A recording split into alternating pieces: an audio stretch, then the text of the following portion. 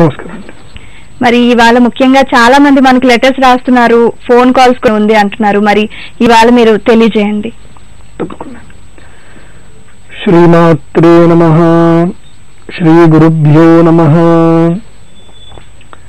చీటీ భవన్ నిఖిల కేటీ కదంబవన వాటీషు నాకపటలీ కోటీర చారుతర కోటి మణి కిరణ కోటి కరంబిత పదా పాటీరగంధకుచ శాటీ కవిత్వ పరిపాటీ మగాధిపసుతా ఘోటీ కులాదది కదాటి ముదారవిత వీటీర సేన తనుతా వీటీర సేన తనుతా. శ్రీమాత్రే నమః. అభ్రమం భంగరహితం అజరం విమనం సదా ఆనందతీర్థమతులం భవే తాపత్రయాపహం. జ్యోతిష్ శాస్త్రం అనేది ఒక మహాద్భుతమైనటువంటి సారము. జ్యోతిష్ శాస్త్రము ద్వారా ప్రపంచము లోపల మానవుడు తాను ఏది అనుకుంటే అది సాధించగలుగుతాడు. అయితే మానవుని జన్మనే అత్యంత దుర్లభమైనటువంటి జన్మ. ఇంతటి అత్యద్భుతమైనటువంటి మానవ జన్మను పొందినటువంటి మానవుడు ఈ జన్మను సార్థకత చేసుకోవాలి. తత్రాది జన్మ శతకోటిషు మానవత్వం, తత్రాది జన్మ శతకోటిషు వైష్ణవత్వం అని చెప్పి విశేషంగా చెప్పబడింది. అంటే ఎన్నో కోట్ల జన్మలు ఎత్తితే తప్ప ఈ యొక్క మానవ జన్మ అనేది లభించదు. మరి ఇట్టి జన్మను సార్థకత చేసుకోవాలి అంటే మానవుడు తన యొక్క జీవితం యొక్క దిశ నిర్దేశాన్ని ఎలా చేసుకోవాలి, అది ఉపదేశించేదే జ్యోతిష్ శాస్త్రం. ఎందుకంటే పుట్టిన ప్రతి ఒక్కరూ ఒకే పద్ధతిని ఎంచుకోవాలని నియమం లేదు. అందరి మనస్తత్వాలు ఒక విధంగా ఉండవు, అందరి జీవిత లక్ష్యాలు ఒక విధంగా ఉండవు. ఒకే సమయం లోపల ఒకే నిమిషంలో ఒక క్షణాల తేడాతో పుట్టినటువంటి కవల పిల్లలు కూడా ఒకే విధంగా ఉండరు. వాళ్ళిద్దరు కర్మలు రెండు వేరే విధంగా ఉంటాయి. ఒకరికి మ్యాథమెటికల్ నాలెడ్జ్ ఉంటే ఒకరికి సైన్స్ లో ఉంటుంది. ఒకరు స్పోర్ట్స్ లో అథారిటీ ఉంటే ఇంకొకరు ఫైనాన్షియల్ గా చాలా బాగా ఆలోచించగలుగుతారు. అలా ఈ యొక్క ప్రపంచములో ఎన్నో విధమైనటువంటి భేదములతో మానవుల యొక్క వ్యక్తిగత జీవితాలు అనునయంగా ఉన్నాయి. ఇలాంటి ప్రపంచములో ఇలాంటి అద్భుతమైనటువంటి మానవ జన్మను పొంది తమ భావ వ్యక్తీకరణ చేస్తూ తనకంటూ ఒక ప్రపంచాన్ని తాను సృష్టించుకుంటూ తాను ముందుకు వెళుతున్నటువంటి మానవుడు జ్యోతిష్ శాస్త్రాన్ని ముఖ్యంగా అవగాహన చేసుకోకపోతే, జ్యోతిష్ శాస్త్రం యొక్క అవసరం లేకుండా ముందుకెళితే ఏం జరుగుతుంది అంటే, యస్య నాస్తి కిల జన్మ పత్రికా యా శుభాశుభ ఫలప్రదాయిని అందకం భవతి తస్య జీవితం దీపహీనమివ మందిరం నిశి. యస్య నాస్తి కిల జన్మ పత్రిక, ఏ వ్యక్తికైతే గనక జన్మ పత్రిక లేదు, దీపహీనమివ మందిరం నిశి, దీపము లేనటువంటి గుడి ఎలాగైతే ఉంటుందో, ఈ యొక్క మార్గము లోపల లైట్లు లేకుండా ఎట్లాగైతే ప్రయాణం మనం చేయలేమో, ఎక్కడికి ప్రయాణం చేసి ఎక్కడ పడిపోతామో, ఎలా నడుస్తున్నామో, ఎక్కడికి వెళ్తున్నామో, ఎక్కడికి వెళ్ళట్లేదో, ఎప్పుడు ఏం జరుగుతుందో తెలియని విధంగా ఉండేదే జీవిత ప్రయాణం అవుతుంది. కాబట్టి జన్మ పత్రిక జ్యోతిష్ శాస్త్రంలో చాలా కీలకమైనటువంటిది. అందుకోసమే మానవుని యొక్క జన్మ పుట్టినప్పుడు సమయము తేదీ తప్పకుండా చూసుకోవాలి. దాని ద్వారానే జాతకం అనేది నిర్ణయించబడుతుంది. ఆ రాసేటువంటి దైవజ్ఞుడు కూడా ఎలా ఉండాలి అంటే, చారు కరచరణ నఖనయన చివుక దశన శ్రవణ లలాట వృత్తమంగ వినీత వేష వాంగ్మీ వేద వేదాంత వేదాంగ తత్వజ్ఞ కుశల సంస్కృత వ్యాకరణ కోవిద ఊహాపోహ ప్రతివాదన పటు. ఇలా సంహిత అనేటువంటి గ్రంథములో గర్గ సంహిత, పరాశర సంహిత, బృహత్ సంహిత, నారద సంహిత ఇలాంటి సంహితా గ్రంథాలలో విశేషంగా దైవజ్ఞ లక్షణాధ్యాయం అని చెప్పి ఒక దైవజ్ఞుడు ఎలా ఉండాలి అనేటువంటి లక్షణాలు చెప్పబడింది. ఒక జ్యోతిష్ శాస్త్ర పండితుడికి ఉండవలసిన ముఖ్యమైనటువంటి నియమాలు ఏంటంటే, ఉత్థాయోషసి దేవతాం హృది నిజాం ధ్యాత్వా వపుశోధనం కృత్వా స్నాన పురస్సరం సలిల విక్షేపాది కర్మాఖిలం కృత్వా మంత్ర జపాదికం చ విధివత్ పంచాంగ విక్షాంతత అని ఈ విధంగా జ్యోతిష్ శాస్త్ర పండితులు తెల్లవారుజామున లేచి సూర్య ఉపాసన, సంధ్య ఉపాసన చేసి ఆ రోజు గ్రహస్థితులు ఎలా ఉన్నాయి, ఆ రోజుటి వాతావరణం ఎలా ఉంది, దానికి సంబంధించిన విశ్లేషణలు ఎప్పటికప్పుడు పరిశోధనాత్మకంగా చింతనతో ఉండేటువంటి వాడు జ్యోతిష్ శాస్త్ర పండితుడు. దేహ లక్షణాలు చూస్తే చారు కర చరణ నక నయన చివుక దశన శ్రవణ లలాట భృత్తమంగ, కనురెప్పల దగ్గర నుంచి తీసుకొని చేతి గోర్ల వరకు ప్రతి ఒక్క అణువు కూడా సలక్షణమై ఉండాలి జ్యోతిష్ శాస్త్ర పండితుడికి. వికారముతో కూడుకున్నటువంటి శరీర అవయవాలు కలిగినటువంటి వాడిని పరిపూర్ణ దైవజ్ఞుడని చెప్పబడదు శాస్త్రం.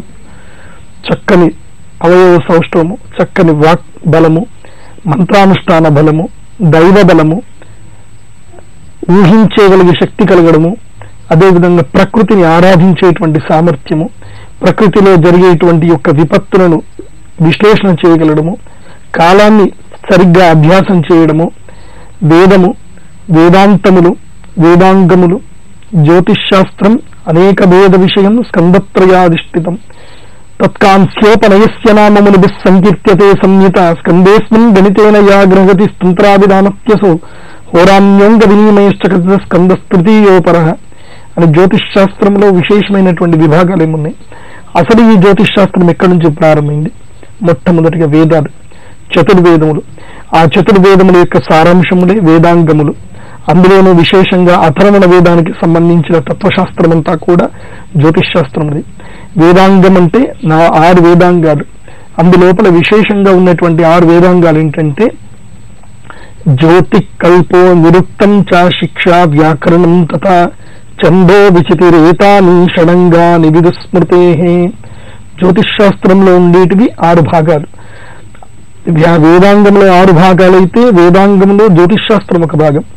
జ్యోతిష్ శాస్త్రంలోనూ 3 భాగాలు ఉంటాయి, గణితం, సంహిత, హోర. చాలా మంది సిద్ధాంతి గారా అని సంభాషిస్తూ ఉంటారు. సిద్ధాంతి అంటే అర్థం వేరు, జ్యోతిష్ శాస్త్ర పండితుడు దైవజ్ఞుడు అంటే అర్థం వేరు. దైవజ్ఞుడు వేరు, సిద్ధాంతి వేరు. సిద్ధాంతి అంటే అర్థం ఏంటంటే ఏదైతే గనక విశేషంగా గోళము, గణితము అనేటువంటి జ్యోతిష్ శాస్త్రంలో 2 విభాగాలు ఉంటాయి, సిద్ధాంత విభాగాలు. అంటే trigonometry and geometry and mathematical department. గణితం అంటే మ్యాథమెటికల్ అనమాట. అంటే గ్రహాల యొక్క గతి ఎలా ఉంటుంది, ఏ గ్రహాలు ఎంతసేపు ఎలా నడుస్తాయి, తిథి వార నక్షత్రములు, యోగములు, కరణములు, పంచాంగములు ఎలా రాయాలి, వాటికి సంబంధించిన క్యాల్కులేషన్ మెథడ్ మొత్తం కూడా ఎవరికైతే తెలుసో అతని సిద్ధాంతి అంటారు. తర్వాత విభాగాలు ఇంకా 4 విభాగాలు ఉన్నాయి, సంహిత, హోర. హోర అనేటువంటి దాంట్లో విభాగాలు 2, ప్రశ్న, అదేవిధంగా సంహిత. సంహితలో ప్రశ్న, అదేవిధంగా హోర అనేటువంటి 2 విభాగాలు ఉంటాయి. తర్వాత నిమిత్తము అనేటువంటి సంహితలో భాగం ఉంటుంది. ఇలా ప్రశ్నలో జాతకం లోపల హోర అనేది ఒక జాతక శాస్త్రం. అంటే చూడండి, వేదాంగంలో ఉన్నటువంటి జ్యోతిష్ శాస్త్రంలో మనము ఏదైతే ఒక జాతక విశ్లేషణ చేస్తున్నామో ఇది ఒక్క విభాగం మాత్రమే. అందులో సంహితా విభాగం ఏదైతే ఉందో అందులో నిమిత్తం అనే ఒక విభాగం ఉంటుంది. ఆ విభాగంలోనే సమస్తమైన విజ్ఞానాలన్నీ కూడా దాగి ఉంటాయి.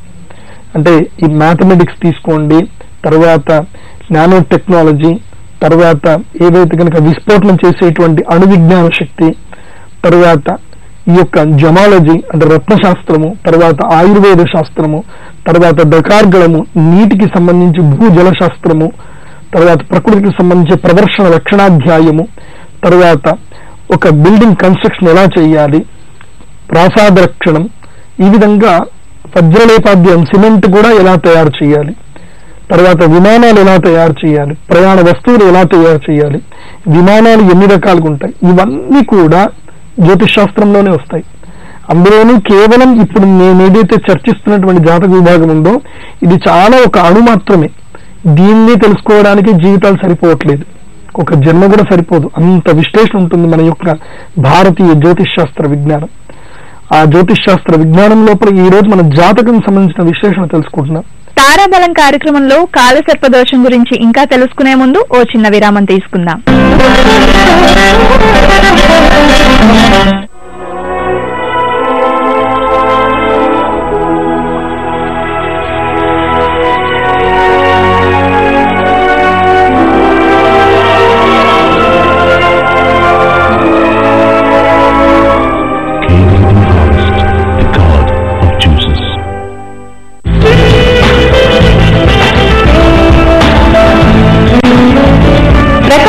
ప్రకాశం, ప్రశాంతతకు నివాసం.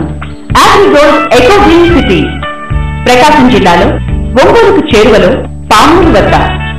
ఆహారం, ఆరోగ్యం, ఆనందం, ఆవాసం. ఫామ్ ఫ్లాట్లు, farm cottages, green homes. Eco green city ప్రత్యేకతలు: ఎకో రిసార్ట్, క్లబ్ హౌస్, విద్యా కేంద్రాలు, యోగా కేంద్రం, పూజా మందిరం, పిల్లలకు ఆట స్థలం, వృద్ధులకు ఆశ్రమం. 80 అడుగుల విశాలమైన రోడ్లతో 150 ఎకరాల విస్తీర్ణంలో అగ్రిగోల్డ్ సమర్పిస్తోంది అగ్రిగోల్డ్ ఎకో గ్రీన్ సిటీ. సొంత ఇంటి ప్లాట్లతో పాటు సకల సుఖాలు మీ సొంతం చేసుకోండి. రోజువారీ మరియు నెలవారీ వాయిదా పద్ధతుల్లో ప్లాట్లు పొందే అద్భుత అవకాశం.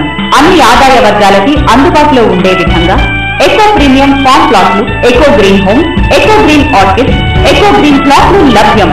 AgriGold eco green city. అద్భుతాల స్వప్నం, ఆనందాల నిలయం.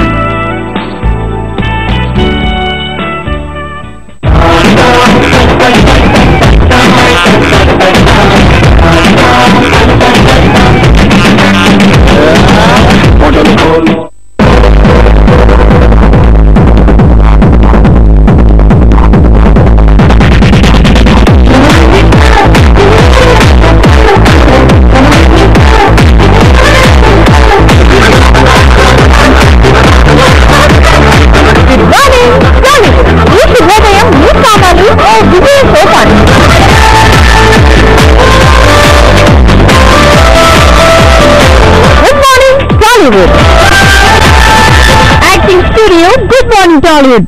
ఈ కార్యక్రమాన్ని సమర్పిస్తున్న వారు యాక్టర్స్, డైరెక్టర్స్ మీరు కావచ్చు యాక్టింగ్ స్టూడియోతో. అత్తగారి అత్యాశకు బలైన గౌతమి అంతులేని అశ్రుధార ఆగేనా? నిరుద్యోగం వల్ల నిస్పృహ నిస్సత్తువను ఆవహించిన ఆమె అన్న విషం తాగేస్తాడా?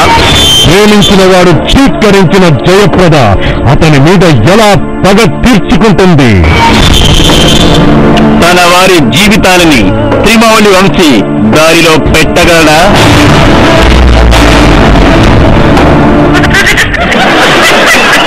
ఈ ఏడుపులో భారీ సీన్లు ఇక్కడ ఏం లేవు, ఓన్లీ పగలే.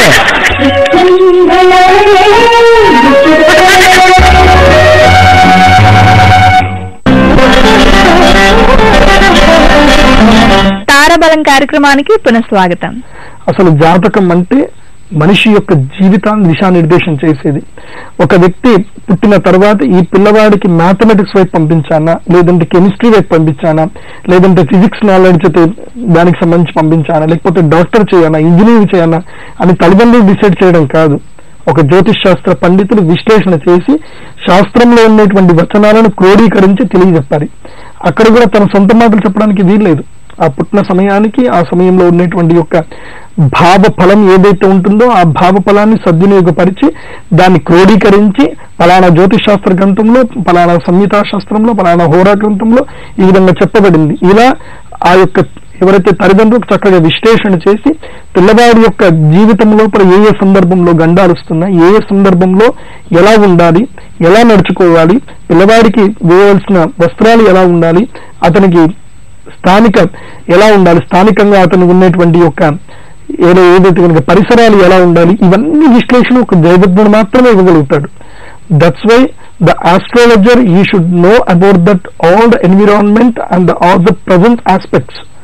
ప్రజెంట్ లో ఉన్నటువంటి యొక్క సిచ్యువేషన్స్ ఏంటి, ప్రస్తుతం ఉన్నటువంటి విజ్ఞానాలు ఏంటి, ప్రస్తుతం మానవ ప్రపంచం ఎటువైపు బయలుదేరుతుంది, వాళ్ళకి దిశానిర్దేశం ఎలా చేయాలి అనేటువంటిది ద ప్రజెంట్ మాడ్యులర్ టెక్నాలజీ కూడా astrologer should be know that.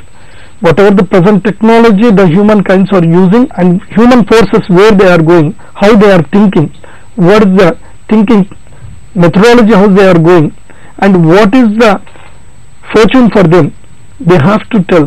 The astrologer only he can able to explain these all things for the future, for the fortune future, not only normal future. To establish the life in the righteous way, we have to move for the astrologer. గురువు గారు, ప్రతి ఒక్కరూ సమస్యలు వస్తూ ఉంటాయి అంటూ ఉంటారు. కాలసర్ప దోషం వల్లే సమస్యలు వస్తాయంటారా? అది నిజమేనా? అసలు కాలసర్ప దోషం అంటే ఏంటి, వివరించండి. కాల సర్ప దోషం, ఇందులో మొదటి వ్యాఖ్యానం సరిగ్గా చేసుకున్నట్లయితే మనకు అర్థమవుతుంది. కాలము అంటే అర్థం ఏంటంటే సమయము. జ్యోతిష్ శాస్త్రం రీత్యా సంస్కృత వ్యాకరణంలో కూడా కాలం అనే దానికి విశేషమైన అర్థాలు ఉన్నాయి. కాలం అనేటువంటిది మృత్యు అని కూడా పేరు. కాలం అంటే అందులోపల విశేషంగా సూర్య సిద్ధాంతం అనేటువంటి గ్రంథంలో ఈ కాలానికి సంబంధించిన ఒక విశ్లేషణ చెప్పబడింది. లోకానాం అంతకృత్కాలః కాలోన్యః కలనాత్మకః సద్భిదా స్థూల సూక్ష్మత్వాత్ మూర్తామూర్తశ్చ ఉచ్యతే అని చెప్పబడింది. అంటే లోకానాం అంతకృత్కాలః కాలోన్యః కలనాత్మకః అంటే ఈ లోకాలన్నిటినీ కూడా అంతం చేయగలిగేది, లోకాలన్నిటికి కూడా సాక్షిభూతంగా ఉండేది, ఈ లోకాలన్నిటిని కూడా సృష్టించగలిగేది ఒక కాలం మాత్రమే. కాలం అంటే ఎవరు? దేవదేవుడైన మహాదేవుడు, కాలం స్వరూపుడు. కాలస్వరూపుణ్ణి అనంతుడు, చాలా మంది పద్మనాభుడు అంటారు, విష్ణువు అంటారు, కొంతమంది శివుడు అంటారు, కొంతమంది రుద్రుడు అంటారు. ఆ శక్తి మాత్రం ఒక్కటే. కాలతత్వ స్వరూపానికి మూల ప్రతిష్టాపనగా మూలమూర్తిగా నిలబడినటువంటి పరమాత్మ సూర్య భగవానుడు, అంటే మనకు ప్రత్యక్ష నిదర్శనం. అందుకోసమే జ్యోతిష్ శాస్త్రానికి ఉండేటువంటి యొక్క వైశిష్ట్యత ఏంటంటే ప్రత్యక్షం జ్యోతిషం శాస్త్రం చంద్రార్కౌ యత్ర సక్షిణం అని చెప్పబడింది. అంటే చాలా శాస్త్రాలు ఉన్నాయి, కానీ వేటికి ప్రత్యక్ష నిదర్శనం అనేది లేదు. ఒక్క జ్యోతిష శాస్త్రానికి మాత్రమే ప్రత్యక్ష నిదర్శనం ఉంది. దానికి ప్రత్యక్ష సాక్షులు ఎవరు తెలుసా? ప్రత్యక్షం జ్యోతిషం శాస్త్రం చంద్రార్కౌ యత్ర సాక్షిణో. చంద్రుడు మరియు సూర్యుడు, సూర్య చంద్రులే ప్రత్యక్ష సాక్షిగా కలిగినటువంటిదే ఈ యొక్క జ్యోతిష్ శాస్త్రం. కాబట్టి జ్యోతిష్ శాస్త్రంలో విశేషంగా కాలాన్ని నడిపించేటువంటి వారు సూర్య చంద్రులే. కాలానికి వీళ్ళు సాక్షిభూతులుగా నిలుస్తున్నారు. అలా పంచభూతాలు కూడా మనస్సాక్షి, భూమి, తర్వాత నీరు, వాయువు, ఈ పంచభూతాలు కాకుండా పంచ తన్మాత్రములు ఇవన్నీ కూడా సాక్షిభూతంగా ఉంటున్నాయి మనకి. ఈ సాక్షిభూతమైనటువంటి ఏవైతే ఉన్నాయో ఇవన్నీ కాలానికి మూలాధార చక్రాలు. ఇవన్నీ కూడా అంటే కాలం అంటే ఏంటి అనేది మనం అర్థం చేసుకోవాలి. అంటే కాలానికి మనం ప్రతిస్వరూపం ఎలా చూపించాలంటే ఇప్పుడు సమయం 12 అయ్యింది, మధ్యాహ్నం 12 అయ్యింది అని ఎలా చెప్పగలుగుతున్నాం? సూర్యుడు మధ్యలో ఉన్నాడు కాబట్టి. అర్ధరాత్రి అయ్యింది అని అంటాం, సూర్యుడు చంద్రుడు మధ్యరాత్రిలో ఉన్నాడు కాబట్టి. తెల్లవారుజామునైంది అని అంటే చంద్రుడు ఉదయించబోతున్నాడు. అంటే కాలానికి మనం ఒక రూపం చెప్పాలి, ఒక నామం చెప్పాలి అని అంటే మనకి సూర్య చంద్రులే మనకి అక్కడ ముఖ్యమైనటువంటి మూలాధారభూతులు.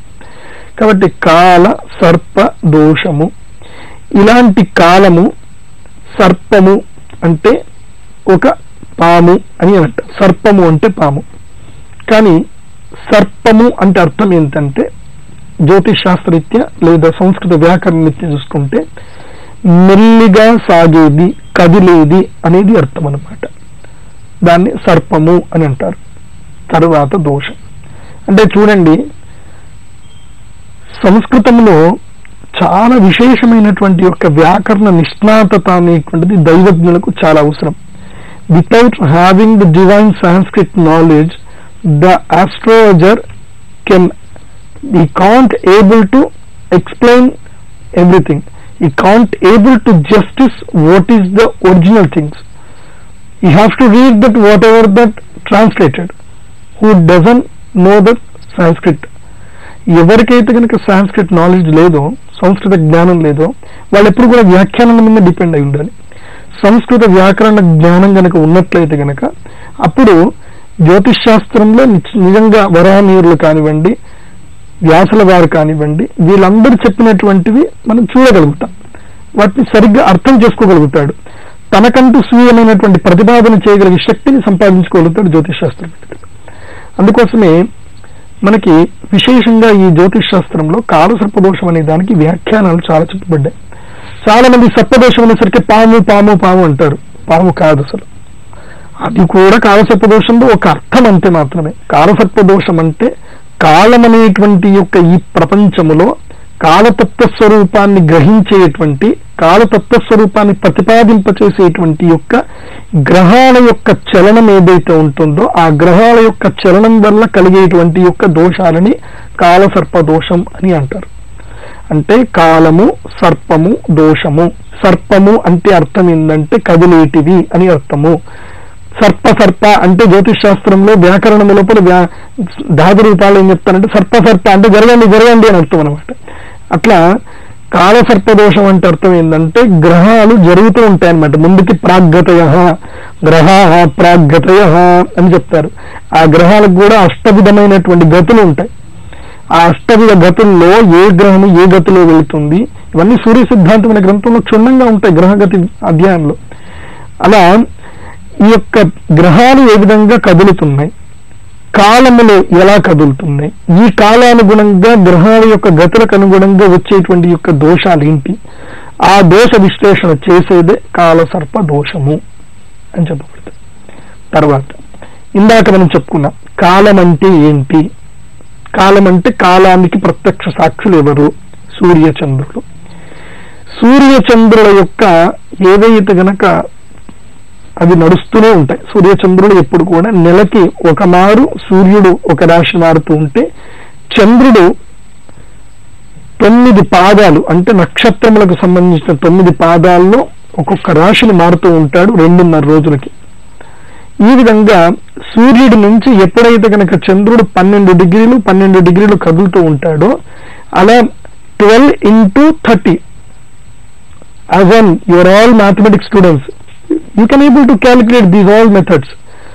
మన యొక్క భూమి వృత్తాల యొక్క వైశాల్యం ఏమంటారు గణితంలో? 360 degrees అంటారు. ఎవరు చెప్పారు దీన్ని 360 degrees అని? మనం కనుగొన్నామా? ఆర్యభట్టుల వారు చెప్పారు ఈ మాట. కాబట్టి మన దగ్గరనే విజ్ఞానం ఉంటుంది. The value of zero is who creator of zero, మన ఆర్యభట్టుల వారే.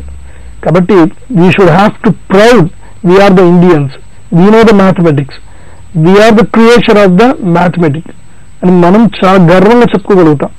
అలాంటి అద్భుతమైనటువంటి ఆర్యభట్టులు వారు చెప్పే విషయం ఏంటంటే వృత్తం యొక్క వైశాల్యం ఎప్పుడు కూడా 360 డిగ్రీలుగా చూసుకొని అంటారు. అందుకోసమే సూర్యుడి నుంచి ఎప్పుడైతే కనుక చంద్రుడు 12 డిగ్రీల దూరంకి ఎప్పుడైతే కదులుతాడో అప్పుడు పాఠ్యమి, మళ్ళీ 12 డిగ్రీలు దాటాడు 24 డిగ్రీల దూరంలో ఉన్నప్పుడు ద్వితీయ, తర్వాత తృతీయ. ఎప్పుడైతే కనుక సూర్యచంద్రుడు ఇద్దరు కూడా 180 డిగ్రీస్ ఆపోజిట్ పొజిషన్ లో ఉన్నారనుకోండి, ఏం జరుగుతుంది? సూర్యుని యొక్క కిరణాలు చంద్రుడి పైన పడతాయి, చక్కటి వెలుగు వస్తుంది, పౌర్ణమి. 180 డిగ్రీస్ కాల్డ్ పౌర్ణమి, where the moon will be shown, moon will be seen as a fully. That's why we called him full moon day. Full moon day అని అంటాం. దాన్ని మనం సంస్కృతంలో చక్కగా పౌర్ణమి అంటే పూర్ణ బింబ దర్శనము అని అంటాం. అలా పూర్ణ బింబ దర్శనం మళ్ళీ 360 డిగ్రీలకు వచ్చేసరికి మళ్ళీ అస్తంగత్వం అయిపోతుంది. అంటే ఆ యొక్క సూర్యుని యొక్క కిరణాలు చంద్రుడి పైన పడవు. చంద్రుడు స్వయం ప్రకాశకుడు కాదు, సూర్యుని యొక్క కిరణాల చేతనే ప్రకాశిస్తూ ఉంటాడు. తారాబలం కార్యక్రమంలో కాలసర్పదోషం గురించి ఇంకా తెలుసుకునే ముందు ఓ చిన్న విరామం తీసుకుందాం. కేవలం ఫస్ట్ వస్తేనే రివార్డ్ ఎందుకు ఉంటుంది? చెప్పకని ఎప్పుడు చేయకుండా ఉండటానికి ఇది రివార్డ్. మిలియంటీ అని ఓ సో క్యూట్ యొక్క రివార్డ్. పెద్ద నాన్నని డిస్టర్బ్ చేయకుండా ఉండటానికి ఇది రివార్డ్. మోటు కషన్తో బెడ్ షేర్ చేయడానికి ఇది రివార్డ్. ఇంకా హోంవర్క్ అన్నిటికీ రివార్డ్ ఉంది. డోమినోస్ జూనియర్ టాయ్ బాక్స్, ఇందులో ఉన్నాయి pizza, bread sticks, rainbow sprinkle custard dessert, మైజా, ఇంకా మీ favourite sponge box play pans. ఇంకా మరి నా రివార్డ్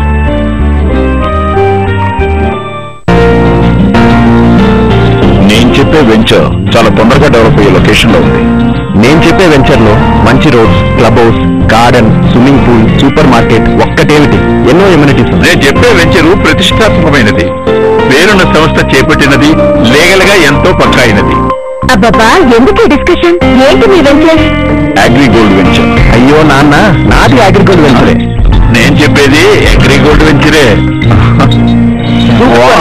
అగ్రిగోల్డ్, ఫార్చ్యూన్ ఆదిత్య, సాంచం, రణస్థలం, శ్రీకాకుళం. నేను చెప్పే వెంచర్ చాలా తొందరగా డెవలప్ అయ్యే లొకేషన్ లో. నేను చెప్పే వెంచర్ లో ఎన్నో ఎమ్యూనిటీస్ ఉన్నాయి. నేను చెప్పే వెంచర్ పేరున్న సంస్థ చేపట్టినది, లీగల్ గా ఎంతో పక్కా అయినది. ఏంటి మీ వెంచర్? అగ్రిగోల్డ్ వెంచర్. అయ్యో నాన్న, నాది అగ్రిగోల్డ్ వెంచరే. నేను చెప్పేది అగ్రిగోల్డ్ వెంచరే. అగ్రిగోల్డ్, ఫార్చ్యూన్ సిద్ధ, యలమంచలి, విశాఖపట్నం. తారాబలం కార్యక్రమానికి పునఃస్వాగతం. ఒక మాసం తర్వాత అలాగే సూర్యుడు 360 డిగ్రీలు మొత్తం జర్నీ చేసి వచ్చి మళ్ళీ 0 డిగ్రీస్కి వచ్చేసరికి ఒక సంవత్సరము. దాన్ని దివ్య సంవత్సరం అంటారు. ఇలా జ్యోతిష్ శాస్త్రంలో చాలా కీలకమైన విషయాలు ఉన్నాయండి. ఏ ఆధారం లేకుండా జ్యోతిష్ శాస్త్రము మూఢనమ్మకం అని చెప్పి నోటికి వచ్చింది అనేస్తే సరిపోదు. ఎందుకంటే నాలుగుండి మనకు భాష వస్తుంది అంటే మనం ఏదైనా అనొచ్చు, జ్యోతిష్ శాస్త్రం మూఢ విజ్ఞానం అని చెప్పొచ్చు. కానీ అదే నాలుకతో అదే జ్ఞానంతో జ్యోతిష్ శాస్త్ర విశ్లేషణ చేయండి, తెలుసుకోండి. ఆ తెలుసుకోకుండా ఎవరైనా చెప్పొచ్చు. ఎందుకంటే మామూలుగా కుక్కలు కూడా వస్తాయి. ఒక మంచి వాడు వెళ్తూ ఉంటాడు, చాలా మంచివాడు, ఆయన జీవితం ఎవరికి హాని చేయడు. ఆయన వెళుతుంటే కుక్కలు అరుస్తాయి, ఆయన దానికి స్పందించాడు. అందుకోసమే జ్యోతిష్ శాస్త్రానికి సంబంధించిన విశ్లేషణ ఇది ఒక అద్భుతమైనటువంటి జ్ఞానం. ఇది మన భారతీయులకి భగవంతుడు ఇచ్చినటువంటి వరం. ఇది ఋషులు, ఎంతమంది ఋషులు తెలుసా జ్యోతిష్ శాస్త్రాన్ని ఎస్టాబ్లిష్ చేసింది? సౌరభ్ పితామహో వ్యాసో వశిష్ఠోత్రిపరాశర కశ్యపో నారదో గర్గో మరీచిర్ మనురంగిరా లౌమష పౌలిశ్చైవాచ్యవనో యవనో భృగు రోమకాష్టాదశైతే జ్యోతిష్ శాస్త్ర ప్రవర్తకా. Even the Romans have also astrology calculations. అందుకోసం మనకు రోమక మహర్షి, ఆ రోమక మహర్షి యొక్క సంతానమే రోమన్స్ అని చెప్పుకుంటారు. ఇప్పుడు చాలా ఉన్నాయండి మన శాస్త్రంలో. కాబట్టి దీని ప్రకారంగా మొదలు కాలసర్ప దోష విశ్లేషణ అంటే ఏందని మనం అర్థం చేసుకోవాలి. కాలము అనేటువంటి యొక్క కాలతత్వ స్వరూపమైనటువంటివి 2 సంపాత స్థానాలు అంటారు. ఆ సంపాత స్థానాలే రాహువు మరియు కేతువు. ఈ రాహుకేతువులు ఏంటంటే సూర్య చంద్రుల యొక్క ఛాయగా, భూమి యొక్క ఛాయగా అదేవిధంగా సూచింపబడతారు. ఎప్పుడైతే గనక ఇవి ఛాయాగ్రహాలు అని చెప్తారు, వీటికి రూపాలు లేవు. జ్యోతిష్ శాస్త్రంలో ఎక్కడైనా రాహుకేతువులు గ్రహాలు అని చెప్పారే కానీ ఛాయాగ్రహాలు అని చెప్పారు. గ్రహాలు అంటే ప్రత్యక్ష నిదర్శనంగా కనేటివి సూర్య చంద్రాది 7 గ్రహాలు. సూర్యుడు, చంద్రుడు, కుజుడు, బుధుడు, గురువు, శుక్రుడు, శని. 7 గ్రహాలు ప్రత్యక్ష నిదర్శనంగా గోళ రూపంలో కనిపిస్తాయి కాబట్టి వీటిని సప్తగ్రహాలని, తర్వాత సంపాద స్థానాలను బట్టి రాహుకేతువులని చెప్పబడుతుంది. ఈ రాహుకేతువులు కూడా ఛాయను బట్టి తిరుగుతూ ఉంటాయన్నమాట. కాబట్టి ఈ ఛాయాగ్రహాలు అని అంటారు. ఎప్పుడైతే గనక గ్రహాలన్నీ కూడా ఈ రాహుకేతుల నడుమ ఉంటాయో అప్పుడు ఆ గ్రహాలు అస్తంగత్వ దోషాన్ని పొందుతాయి. వేటి చేత? రాహుకేతువుల చేత. ఇవి చాలా ససూక్ష్మంగా క్యాలిక్యులేషన్ వేయాల్సిన విషయాలు. ఇది సాధారణంగా ఎవరికి అర్థం కాదు. ఆ విధంగా గ్రహాలన్నీ కూడా ఎప్పుడైతే గనక రాహుకేతుల నడుమ ఉంటాయో అప్పుడు దీన్ని కాలసర్ప దోషం అని అంటారు. ఎప్పుడైతే గనక గ్రహాలన్నీ కూడా రాహుకేతుల నడుమ లేకుండా బయట ఉన్నాయో దాన్ని కాలసర్ప యోగం అని అంటారు. అందులోనూ కాలసర్ప దోషానికి యోగానికి చాలా భేదాలు ఉన్నాయి. దాన్ని అర్థం చేసుకోవాలంటే జ్యోతిష్ శాస్త్రంలో ఉన్నటువంటి యొక్క హోరా శాస్త్రాన్ని పరిపూర్తిగా అవగాహన శక్తి ఉండాలి. గ్రహాల యొక్క ఉచ్చస్థితులేంటి, నీచస్థితులేంటి, ఏ గ్రహాల యొక్క కారకత్వాలు ఏంటి, ఆ కారకత్వ ఫలాలు గ్రహాలు ఎలా ఇస్తాయి, ఇవన్నీ అవగాహన ఉంటే తప్ప కాలసర్ప దోషమా యోగమా అనేది చెప్పడం మహా కష్టం. అందుకోసమే కాలసర్ప దోషం యొక్క విశ్లేషణ చేయడం అనేది సామాన్యులకు అసాధ్యం. మహానుభావులైన పండితులు మాత్రమే ఈ యొక్క కాలసర్ప దోషాన్ని చెప్పగలుగుతారు. అది కాకుండా ఫలదీపిక, జాతక పారిజాతకము, పరాశర హోరాశాస్త్రము, సర్వార్థ చంద్రిక, తర్వాత జాతక మార్తాండము, తర్వాత దైవజ్ఞ దర్పణము, ఇలాంటి ఎన్నో గ్రంథాలు ఉన్నాయి. ఈ గ్రంథాల్లో ఎక్కడ కూడా స్పెసిఫిక్ చేసి కాలసర్పదోషం అని ఎక్కడ రాయలేదు. ఎందుకు అంటే అది జ్యోతిష్ శాస్త్రం యొక్క విఘ్నతకి, దైవజ్ఞ యొక్క విఘ్నతకు వదిలేరది. దానికి సంబంధించి బృహత్ జాతకంలో ఈ విషయాన్ని విశ్లేషణగా వరాహమిహిర వారు చెప్పడం జరిగింది. బృహత్ జాతకం అనే గ్రంథంలో అది చక్కని సంస్కృతజ్ఞులకు మాత్రమే అర్థమవుతుంది, వ్యాఖ్యానస్తులకు కూడా పెద్దగా అర్థమయ్యేది తక్కువని. అక్కడ ఫలదీపిక అనే గ్రంథంలో కూడా ససూక్ష్మంగా వివరించారు. రావుకి ఉచ్చస్థానం ఏంటి, కేతుగ్రహానికి ఉచ్చస్థానం ఏంటి. రావుకి వృశ్చిక రాశి నీచస్థానం అయితే కేతువుకి వృషభ రాశి నీచస్థానం. ఏ గ్రహానికైతే ఎదుటి స్థానం నీచస్థానం అవుతుందో దాని ఎదుటి స్థానం ఉచ్చస్థానం అవుతుంది. అంటే కేతుగ్రహానికి వృషభ రాశి నీచస్థానం అయినప్పుడు వృశ్చిక రాశి ఏమవుతుంది, ఉచ్చస్థానం అవుతుంది. రావు గ్రహానికి వృషభ రాశి ఉచ్చస్థానం అవుతుంది. రావుకేతువులిద్దరు కూడా ఈ స్థానంలో ఉన్నప్పుడు వీరిద్దరు కూడా యోగప్రదులవుతారు. ఇలా యోగప్రదులైనప్పుడు ఎలాంటి ఫలితాలు ఇస్తాడు అనేది విశ్లేషణాత్మకంగా తెలుసుకోవాలి. తర్వాత కాలసర్ప దోషము ఎన్ని రకాలుగా ఉంటుంది.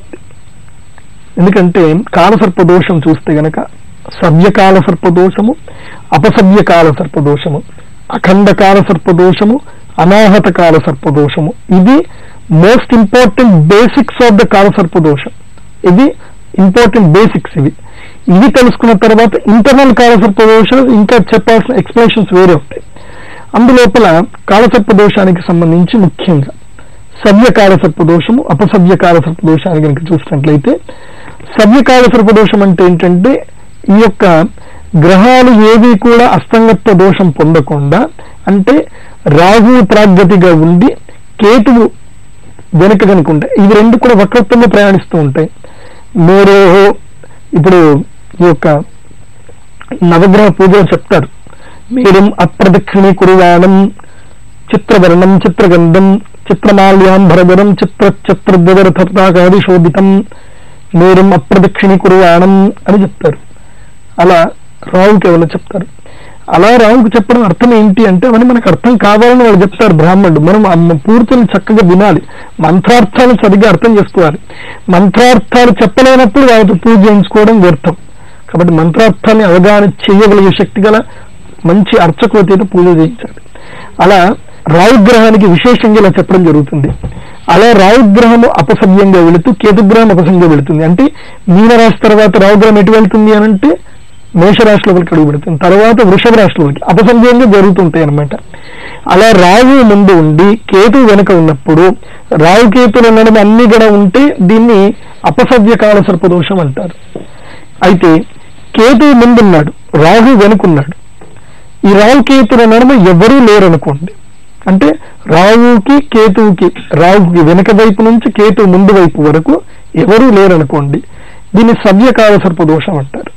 ఏదైనా దోషం కిందకి వస్తుంది. మరి కాలసర్పదోషం అంటే ఏంటో చాలా చక్కగా వివరించారండి. కాలసర్పదోషంలో ఎన్ని రకాలు ఉన్నాయి మా కోసం తెలియజేయండి. శ్రీమాత్రే నమః.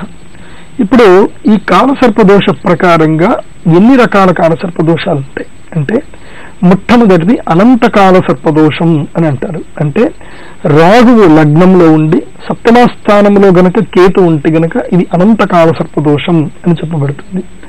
తరువాత కులిక కాల సర్పదోషం అంటారు. మొదలు ఈ అనంతకాల సర్పదోషం వల్ల కలిగేటువంటి యొక్క నష్టాలు ఏంటి అంటే శరీర బాధలు, ఆరోగ్య సమస్యలు, శరీరంలో వైకల్యత రావడము, లగ్నంలో రాహు వల్ల శరీర వైకల్యత, లగ్నాత్తు సప్తమస్థాన కేతువు వల్ల వైవాహిక జీవితంలో ఇబ్బందులు.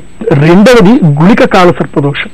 అంటే ద్వితీయ స్థానంలో రాహువు, తర్వాత అష్టమ స్థానంలో కేతువు.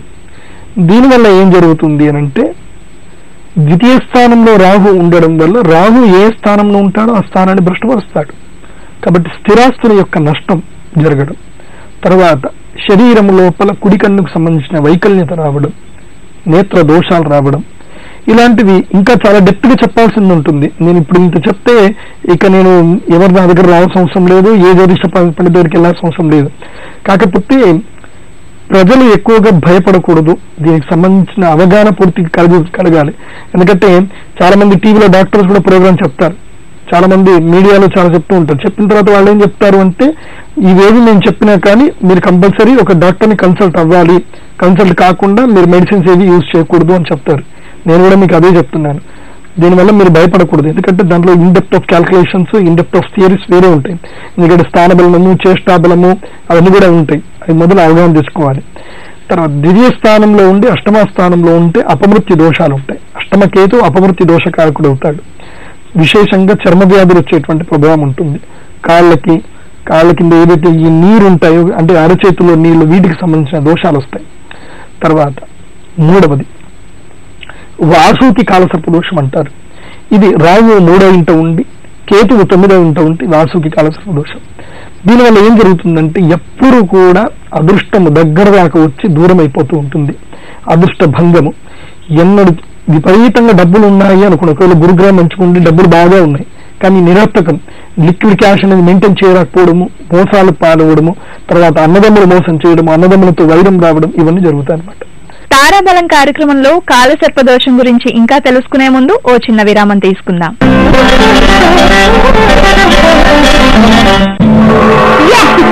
ఇవాళ టిఫిన్ లోకి కొత్త చైనీస్ మసాలాను యూజ్ చేశా. మమ్మీ చేసే నూడిల్స్ టేస్టీ చైనీస్. ఎందుకంటే అమ్మ నిజంగా చైనీసే. చూడు చైనీస్, అది చూడు చైనీస్, చూడు మేడ్ ఇన్ చైనా. చైనీస్ మసాలాను చైనీస్ మసాలా వీటిని చేస్తాయి టేస్టీ చైనీస్. నాన్న అమ్మ చైనీస్. చైనీస్ నేను కాదు అన్నయ్య చెప్తున్నాడు. టేస్టీ చైనీస్ చేయడానికి చైనీస్ కావాల్సిన అవసరం లేదు. Chinese masala noodles. తీవ్రమైన వెన్నునొప్పితో ఇబ్బంది పడుతున్నారా? అది స్పాండిలైటిస్ లేదా స్పాండిలోసిస్ కావచ్చు. దీనికి సత్వర మరియు శాశ్వత పరిష్కారం ఆయుర్వేద వైద్య విధానాల సమాహారమైన ఆయుర్ సుఖ అందించగలదు. ఆయుర్ సుఖ మల్టీ స్పెషాలిటీ వైద్యాలయ విజయవాడ, విశాఖపట్నం, చెన్నై మరియు బెంగళూరు. నేను చెప్పే వెంచర్ చాలా తొందరగా డెవలప్ అయ్యే లొకేషన్ లో ఉంది.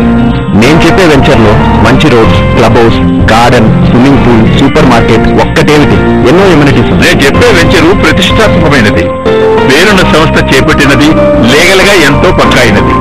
అబ్బబ్బా ఎందుకు డిస్కషన్? ఏంటి మీ venture?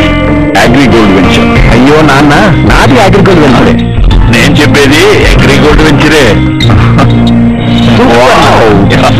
AgriGold eco Araku valley 2 foot hills of Araku.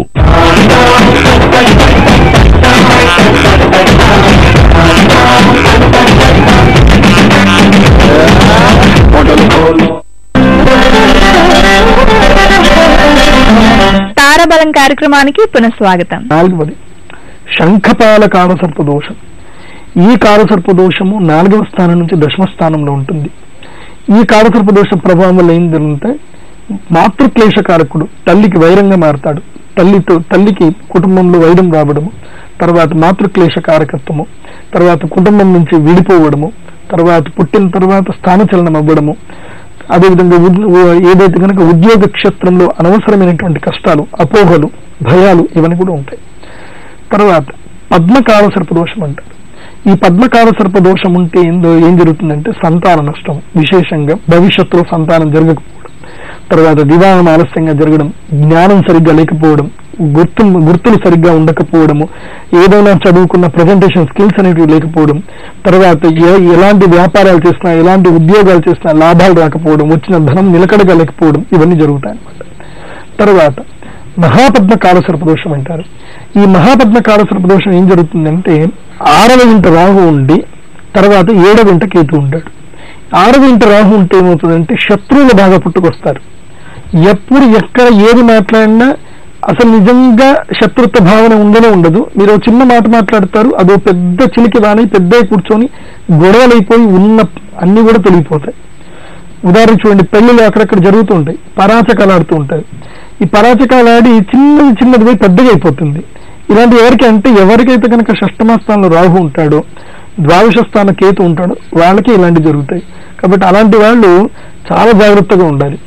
ఒకవేళ గనక ఆ రాహుతో గనక గురువులు కలిసి ఉన్నాడు అనుకో, వాళ్ళు అసలు జ్యోతిశాస్త్రం దగ్గరికి రారు, జ్యోతిశాస్త్రం వినరు, వాళ్ళు నాస్తికవాదులు అయిపోతారు. అలా తర్వాత 7వ స్థానం, 7వ కాలసర్పదోషానికి ఏమంటారంటే తక్షక కాలసర్పదోషం అంటారు. ఈ తక్షక కాలసర్పదోషం ఏంటంటే 7వ ఇంట్లో రాహు, లగ్నంలో కేతువు. వీళ్ళకి మేలు అస్తమా వ్యాధులు, ఉబ్బసం వ్యాధులు ఉంటాయి. తర్వాత శరీరంలో నరాలు గట్టిగా ఉండవు, వణుకు రోగాలు, ఇవన్నీ కూడా చిన్న చిన్న సమస్యలు వస్తూ ఉంటాయి అన్నమాట. ముఖ్యంగా ఆరోగ్య సమస్యలు, వైవాహిక జీవితం స్థిరంగా లేకపోవడం, పుంసత్వ బాధలు, ఇవన్నీ కూడా దీనివల్ల కలుగుతాయి. సంతాన నష్టం రావడం, వంధ్యా స్త్రీగా ఉండడం, ఇవన్నీ బాధలు దీనివల్ల జరుగుతుంది. దీన్ని తక్షక కాలసర్పదోషం అంటారు. తక్షక కాలసర్పదోషం, కాలసర్పదోషాలన్నింటిలో చాలా భయంకరమైన కాలసర్పదోషం. ఎందుకంటే ఈ తక్షక కాలసర్పదోషం అనంత కాలసర్పదోషం. తక్షక కాలసర్పదోషం నుంచి తప్పించుకోవడం చాలా కష్టం. లగ్నంలో కేతు, సప్తంలో రాహు, దీనికి ఎంత కష్టపడ్డా చాలా కష్టం. దీన్ని జ్యోతిశాస్త్ర పండితులు కూడా, దైవజ్ఞులు కూడా ఎవరైనా తక్షక కాలసర్పదోషం అంటే చేయడానికి జంకుతారు, వణుకుతారు, భయపడతారు. అమ్మో తక్షక కాలసర్పదోషమే, అసలు నేను దానం కూడా తీసుకోమని భయపడతారు. అలాంటిది తక్షక కాలసర్పదోషం. 8వది కర్కోటక కాలసర్పదోషం. రాహు 8వ ఇంట్లో ఉంటాడు, కేతు ద్వితీయంలో ఉంటాడు. దీనివల్ల ఏం జరుగుతుందంటే మాట్లాడడం సరిగ్గా రాకపోవడం, సంభాషణ సరిగ్గా లేకపోవడం, నేత్ర వ్యాధులు బాగా రావడం, తర్వాత పోయిన చోట పనులు కాకపోవడము, తర్వాత భర్త మరణించడము, లేదంటే భార్య మరణించడము, భార్య అవియోగం ఉండడము, అనవసరంగా ఊర్లు పట్టుకొని తిరగడము, ఇవన్నీ కూడా ఉంటాయన్నమాట. తర్వాత 9వ ఇంట కాలసర్పదోషం. 9వ కాలసర్పదోషాన్ని ఏమంటారంటే శంఖనాథ కాలసర్పదోషం అంటారు. అంటే భాగ్యస్థానం నుంచి తృతీయ స్థానంకి వస్తారు. ఈ శంఖనాథ కాలసర్పదోషం ఎవరైనా పుట్టారు అంటే ఫస్ట్ తల్లిదండ్రులు జాగ్రత్త పడాలి, ద్వితీయ సంతాన విషయంలో జాగ్రత్త పడాలి. లేకపోతే కనుక అబార్షన్స్ వచ్చే అవకాశం ఉంటుంది, 2వ సంతానం నష్టపోయే అవకాశం ఉంటుంది. తర్వాత ఈ శంఖనాథ కాలసర్పదోషంలో విశేషంగా భాగ్యములను నష్టపోతాడు. తండ్రికి విశేషంగా సంపాదించిన డబ్బంతా కూడా కోల్పోతాడు. ఈ అబ్బాయి కూడా సంపాదించిన డబ్బంతా కోల్పోతాడు. ఈ అబ్బాయితో ఎవరు వ్యాపారం చేసినా, ఈ అమ్మాయితో ఎవరినైనా సరే వ్యాపారం చేసుకున్న వాళ్ళకి నష్టాలు కలుగుతాయి. అలాగని చెప్పి ఇది మరీ చండాలమైన దోషం కాదు, దీంట్లోనే ఒక యోగం ఉంటుంది. వీళ్ళ వల్ల ఇప్పుడు ఉదాహరణకి నాకు రాజయోగం రాకపోవచ్చు, కానీ నా వల్ల ఇతరులకు రాజయోగం వస్తుంది. ఇలా కొన్ని ఉంటాయన్నమాట. మళ్ళీ దాంట్లో గురుగ్రహం యొక్క ఆనుకూల్యత, తర్వాత శుక్రగ్రహం యొక్క ఆనుకూల్యత ఉండడము, ఆ గ్రహాల యొక్క దృష్టి కలిగి ఉండడము, ఆ గ్రహ యుతి కలిగి ఉండడం, ఇలాంటివన్నీ కూడా ఉంటాయి. అప్పుడప్పుడు ఇలాంటి కాలసర్ప దోషాన్ని భంగపరచడానికి శని కూడా బాగా ఉపయోగపడతాడు. తర్వాత దశమ కాలసర్పదోషం. 10వది వచ్చి పతాక కాలసర్పదోషం అని అంటారు. ఇది విశేషంగా దీన్ని పట్టాభిషేక కాలసర్పదోషం అని అంటారు. అంటే ఏదైనా ఉద్యోగం వస్తుందండి, బ్రహ్మాండంగా ఉంటుంది, ఇంటర్లో సెలెక్ట్ అయిపోతారు, లాస్ట్ ఫైనల్ వరకు వచ్చి అపాయింట్మెంట్ లెటర్ చేతి తీసుకునే టైంకి అక్కడికి మారిపోతుంది. అలాగే ప్రమోషన్స్ విషయం అట్లాగే ఎంత కష్టపడ్డా అక్కడ రికగ్నైజేషన్ మాత్రం ఉండదు. దీన్ని చతుర్థ దశమ స్థానంలో, అంటే చతుర్థ స్థానంలో కేతువు, దశమ స్థానంలో రాహు ఉంటే దీన్ని పతాక కాలసర్పదోషం అంటారు, లేదంటే పతన కాలసర్పదోషం అని కూడా అంటారు. పతనం అంటే అర్థం ఏంటంటే కిందికి జారిపోవడం, పతాకం అంటే ఒక తారాస్థాయిలో బాధలు ఉండడం అన్నమాట. కుటుంబం సరిగ్గా ఉండదు, భార్య చెప్పిన మాట వినదు, ఎప్పుడూ కుటుంబ కలహాలు, ఎవరు కూడా సపోర్ట్ చేయరు, తన మాటకి ఎవరు రెస్పెక్ట్ ఇవ్వరు, ఇలాంటివన్నీ కూడా వస్తాయన్నమాట దీంట్లో. తర్వాత విషక్త కాలసర్పదోషం అని ఒకటి ఉంటుంది. దీన్ని అనాహత కాలసర్పదోషం అని కూడా అంటారు. ఈ విషక్త కాలసర్పదోషం ఏంటంటే 11వ ఇంట్లో రాహు ఉండి 5వ ఇంట్లో కేతు ఉండడం. ఇది చాలా కష్టమైంది. విశేషంగా సంతానం కలగడం చాలా కష్టం వీళ్ళకి. ఒకవేళ సంతానమైన వాళ్ళకి ఏదో వ్యాధులతోటో జన్మించడం జరుగుతుంది. తర్వాత లాభాలు బాగానే వస్తాయి సుమా, డబ్బు బాగానే ఉంటుంది, కానీ నీకు మాత్రం ప్రయోజనం కాదు. డబ్బుకి బాగానే ఉంటారు కానీ మనశ్శాంతికి, ఆరోగ్యానికి దరిద్రుడై పుడతారు. ఇలాంటి జాతకాలు ఉంటాయి. 12వది వచ్చి శేషనాగ కాలసర్పదోషం అని అంటారు. ఈ యొక్క శేషనాగ కాలసర్పదోషం అయితే ఎలా ఉంటుందంటే 12వ ఇంట్లో రాహు ఉండడము, కేతు 6వ ఇంట్లో ఉండడం. ఇది ఒక విధంగా మంచిది, ఒక విధంగా చెడుది. ఒక విధంగా మంచిదంటే అర్థం ఏంటంటే విదేశీ యోగాలు ఎక్కువగా వస్తుంటాయి అనమాట. వీళ్ళు ఎప్పుడు దేశాలు పట్టుకొని తిరుగుతూ ఉంటారనమాట, ఒక స్థానంలో ఉండరు. దీంట్లో కనుక ఒకవేళ అదృష్టవశాత్తు గురుగ్రహం జాతకంలో బాగుంది అనుకోండి, ఈ అమెరికాలో, కెనడాను, యూరప్ ఎక్కడికో ఒక చోటికి వెళ్ళడం ఉంటుంది అనమాట. అయితే వీటి వల్ల ఏం జరుగుతుందంటే బానిస బతికే, దాంట్లో పెద్దగా సొంత బతుకులు ఏముండవు, బానిస బతికే. కాకపోతే అందులోనూ ఒక కంపెనీలో పెద్ద పొజిషన్కి రావడం, ఇలాంటివి జరుగుతాయి. అది కూడా కొన్ని గ్రహాలు అనుకూలంగా ఉంటేనే. కాకపోతే ఏంటంటే దుర్యోగం అంటే ఏంటంటే తల్లిదండ్రుల దగ్గర పెరగడు, ఎప్పుడు బయటపడిపోతారు. పెళ్ళైన తర్వాత కూడా వేరు కాపురం పెట్టేస్తారు, భార్య మాటలు ఎక్కువగా వింటారు, స్త్రీ లైంగికత బాగా ఉంటుంది, అనవసరమైనటువంటి ఖర్చులు ఎక్కువగా పెడతారు, నిష్ప్రయోజనకారకమైనటువంటి మాటలు మాట్లాడతారు. ఇలాంటివన్నీ కూడా ఈ దోషాలలో వస్తాయి.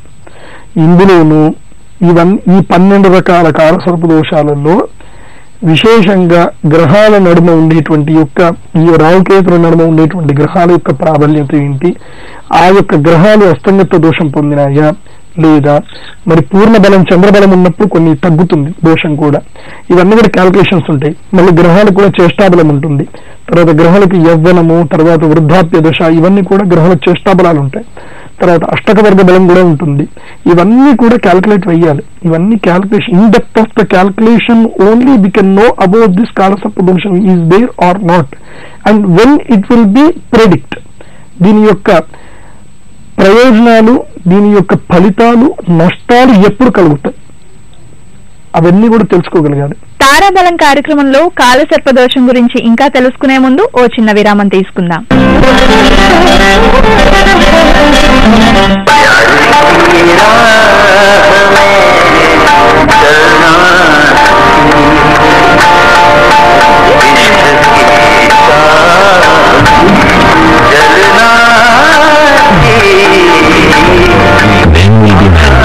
Seagram's Imperial Blue Super Hits Music CDs.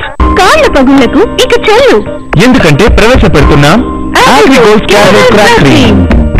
శుద్ధమైన శక్తివంతమైన ఆయుర్వేద వనమూలికలతో తయారు చేయబడ్డ అగ్రిగోల్డ్ క్యారెట్ క్రాక్ క్రీమ్ మీ పాదాలకు ఆరోగ్యకరమైన సౌందర్యవంతమైన మృదువైన రక్షణని ఇస్తుంది. AgriGold carrot crack cream. నేను చెప్పే వెంచర్ చాలా తొందరగా డెవలప్ అయ్యే లొకేషన్ లో ఉంది. నేను చెప్పే వెంచర్ లో మంచి roads, clubhouse, garden, swimming pool, supermarket, ఒక్కటేమిటి ఎన్నో ఎమ్యూనిటీస్. నేను చెప్పే వెంచర్ ప్రతిష్టాత్మకమైనది, పేరున్న సంస్థ చేపట్టినది, లీగల్ గా ఎంతో పక్కా అయినది. అబ్బబ్బా, ఎందుకు డిస్కషన్? ఏంటి మీ వెంచర్? అగ్రిగోల్డ్ వెంచర్. అయ్యో నాన్న, నాది అగ్రిగోల్డ్ వెంచరే. నేను చెప్పేది అగ్రిగోల్డ్ వెంచరే. అగ్రిగోల్డ్, ఫార్చ్యూన్, దుర్గా భవానీ, ఇబ్రహీంపట్నం, విజయవాడ. తారాబలం కార్యక్రమానికి పునఃస్వాగతం. ఈ రావుకేతు నడుమని అన్ని గ్రహాలు కూడా ఉన్నాయి. రావు గ్రహం కేతు నడుమ అన్ని గ్రహాలు ఉండి, ఉదాహరణకి గ్రహాలన్నీ కూడా నీచ స్థానంలో ఉండి రావుకేతు నడుము ఉన్నాయి అనుకోండి, రావుకేతులు ఏంటంటే విలోమ ఫలితాలు ఇస్తారు. వాళ్ళ వక్రత్వంలో ఉంటారు కాబట్టి విలోమ ఫలితాలు ఇస్తారు.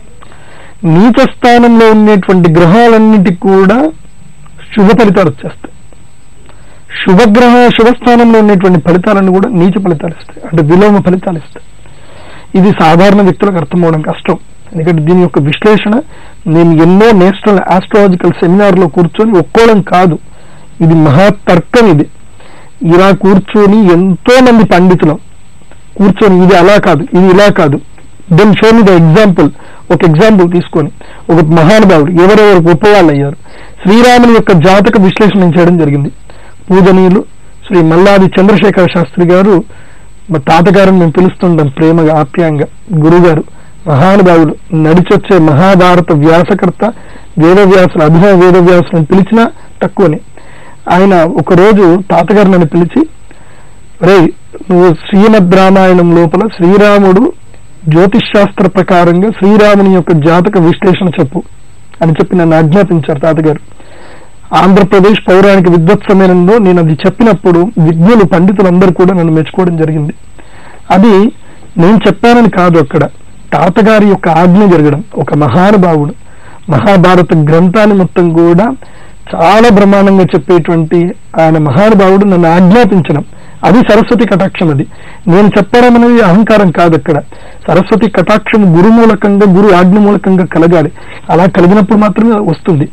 నేను అప్పుడు చెప్పినప్పుడు ఆ మహాభారతం, ఆ శ్రీమద్ రామాయణానికి శ్రీరామచంద్రుని యొక్క జాతకానికి పూర్తిగా విశ్లేషణ ఇవ్వడం జరిగింది.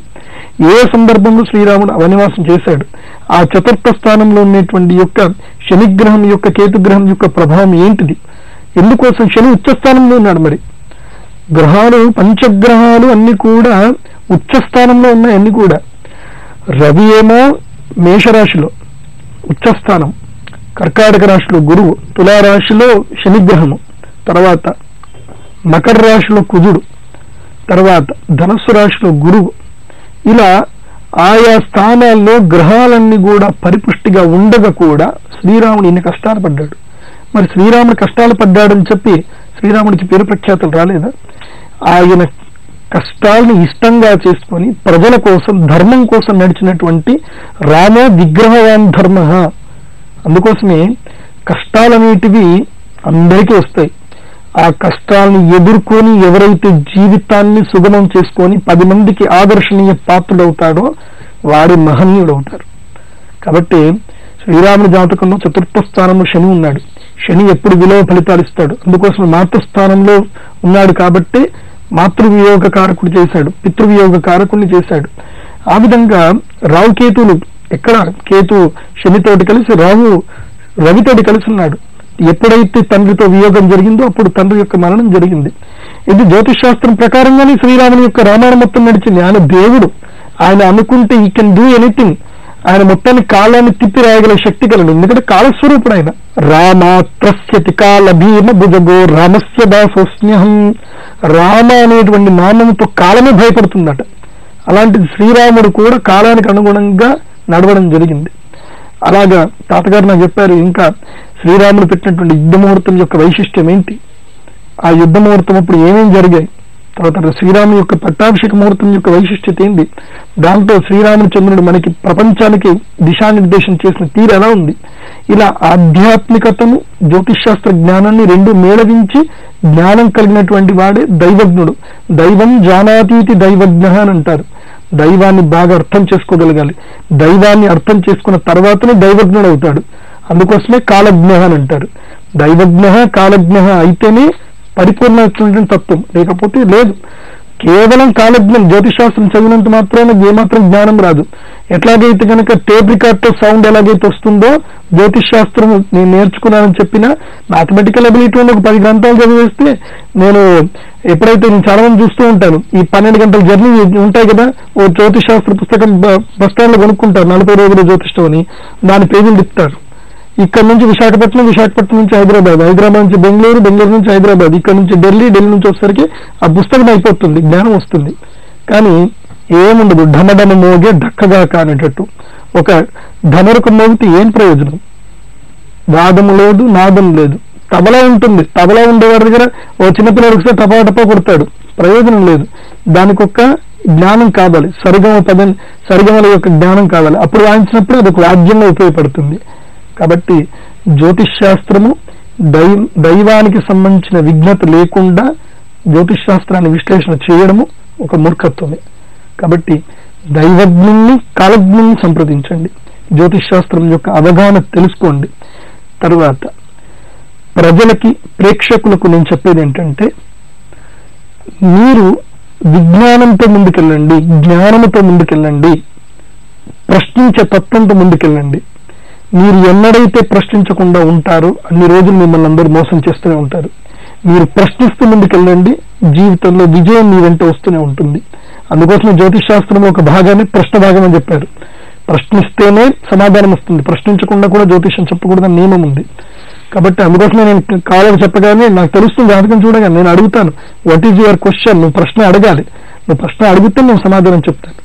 కాబట్టి ఈ యొక్క కాలసర్ప దోషం అనేది దోషంగా ఉంటుంది, యోగంగా ఉపయోగపడుతుంది. కానీ పదునైనటువంటి కత్తిని, భయంకరమైనటువంటి అగ్నిని మానవుడు ఎట్లాగైతే సుసాధనంగా మలుచుకొని తన జీవితానికి అన్వయంగా చేసుకొని దాని ద్వారా లబ్ధిని ఎలాగైతే పొందుతున్నాడో వీటి ద్వారా కూడా మానవుడు లబ్ధి పొందగలగాలి. అలా లబ్ధి పొందేటట్టుగా దిశా నిర్దేశం ఇవ్వగలిగేటువంటి వాడు కేవలం దైవజ్ఞుడు మాత్రమే. కాబట్టి జ్యోతిశాస్త్ర పండితులను సంప్రదించండి, చక్కగా జాతక విశ్లేషణ చేయించుకోండి. ఎందుకంటే పిల్లలకి 10,000, 20,000, ₹1,00,000 ఫీజులు కట్టి చదివించే రోజులు ఇప్పుడు. మా అబ్బాయికి నేను ₹1,00,000 కట్టి ఫీజు చదివిస్తున్నాను. ఆశ్చర్యం, ఇప్పుడు ₹1,00,000 కడితే తప్ప సంవత్సరానికి ఫీజు అయ్యేటట్టుగా లేదు. అలాంటి సందర్భం. మరి స్కూల్ ఫీజులో ₹1,00,000 కడుతున్నారు. మరి పిల్లవాడి యొక్క దిశా నిర్దేశము ఎప్పుడో ఋషులు చెప్పినటువంటి దానికి కాస్త ఖర్చు చేసుకోలేరా? చేయండి, ఖర్చు పెట్టండి. మీ పిల్లవాడికి సంబంధించిన దశా నిర్దేశము ఒక విజ్ఞాన ద్వారా తెలుసుకోండి. జాతకం రాయించండి. జ్యోతిశాస్త్ర పండితుల్ని ఎప్పుడు సంప్రదించాలి తెలుసా? సంవత్సరంలో కంపల్సరీ ఒకసారి వెళ్లి జ్యోతిశాస్త్ర దగ్గర గడస కూర్చోవాలి. ఏమండి ఈ సంవత్సరం ఎలా ఉంది, మేము ఏమేమి చెయ్యాలి, మా గైడెన్స్ ఇవ్వండి అని రెగ్యులర్ గా జ్యోతిశాస్త్రాన్ని సబ్స్క్రైబ్ చేసుకోవాలి. అందుకోసం ఒకప్పుడు రాజులందరూ కూడా జ్యోతిశాస్త్ర పండితులు మెయింటైన్ చేసేవాళ్ళు. ఎలాగా? వాళ్ళకి ఏమాత్రం కష్టం లేకుండా వాళ్ళ కుటుంబానికి సంబంధించిన మొత్తం బాధ్యతలన్నీ కూడా రాజ్యాధికార ప్రభుత్వ అధికారులకు మీరు అప్పచెప్పి ఆయనకి ఎలాంటి డిస్టర్బెన్స్ ఉండద్దు, you should have to cover that entire the nature అని చెప్పి ఒక పెద్ద స్తంభం కట్టించారు. అంటే మీకు బృహత్ సంహిత గ్రంథంలో వస్తుంది. ఇప్పటికీ మీరు హంపికి వెళ్ళండి, జ్యోతిశాస్త్రకులకి ఎలా తెలుసుకోవాలని చెప్పి వాళ్ళు చెప్పిన విధి నియమాలు పాటించి అక్కడ ఇప్పటికీ హంపిలో మీరు చూస్తే కనుక ఎంత థియరీ ఉంటుంది తెలుసా వాస్తుశాస్త్ర విజ్ఞానము. అసలు ఒక నార్మల్ ఆర్కియాలజిస్ట్ కి అర్థమే కాదు అసలు. నిజంగా మీరు ఇంజనీరింగ్ కనుక ఏదైనా నేర్చుకుంటూ ఉంటే కనుక వెళ్ళండి ఒకసారి హంపికి వెళ్ళి చూడండి. అక్కడ the engineering technology of ancient engineering technology ఎలా ఉంది అబ్జర్వ్ చేయండి, చాలా తెలుస్తుంది. అందుకోసం భారతీయ విజ్ఞానాన్ని చేతులెత్తి నమస్కరించాలి. అంతటి అద్భుతమైనటువంటిది మన భారత విజ్ఞానం. కాబట్టి ప్రతి ఒక్క భారతీయుడు మన భారతీయ విజ్ఞానం గురించి గర్వంగా ఫీల్ అవ్వాలి. And you should not feel like proudly and you should follow, you should learn the Sanskrit and you should have to follow our ethics. శ్రీమాత్రే. మరి తారాబలం ప్రేక్షకులంతా కూడా ఎప్పటి నుంచో ఎదురు చూస్తున్న కాలసర్ప దోషం అంటే ఏంటి, కాలసర్ప దోషం ఏ రకాలుగా ఉంటుంది అనే విషయాలు చాలా చక్కగా వివరించి చెప్పినందుకు మీకు ధన్యవాదాలు. అది కాకుండా ఇప్పుడు ఇవాళ కేవలం కాలసర్ప దోషం వరకే తెలుసుకున్నాం. అసలు నివారణ పూజలు ఎలా చేయాలి, నివారణ మార్గాలు ఏంటి, ఏ ఏ క్షేత్రాలను సందర్శించాలి, అసలు శ్రీకాళహస్తికి కాలసర్ప దోషకి ఉన్నటువంటి సంబంధం ఏంటి, అసలు శ్రీకాళహస్తిలో కాలసర్ప దోష పూజలు ఎప్పుడు ప్రారంభమయ్యాయి, అసలు కాలసర్ప దోషం గురించి ఏ ఏ పురాణాల్లో ఎక్కడ చెప్పబడ్డాయి, ఇవన్నీ విశేషాలు మనము మళ్ళీ ఇంకొక ఎపిసోడ్ లో విశ్లేషణగా నేను చెప్తాను. ప్రేక్షకులందరూ కూడా ఈ విషయాన్ని గమనించండి. వీలైతే కనుక చక్కగా పెన్ను పేపర్ తీసుకొని రాసుకోండి, అడగండి, ప్రశ్నించండి, జ్ఞానాన్ని సంపాదించుకోండి. సర్వేజన సుఖినో భవంతు. ఇదండి ఇవాల్టి తారాబలం. తిరిగి రేపటి తారాబలం కార్యక్రమంలో మళ్ళీ కలుద్దాం. అంతవరకు సెలవు, నమస్కారం.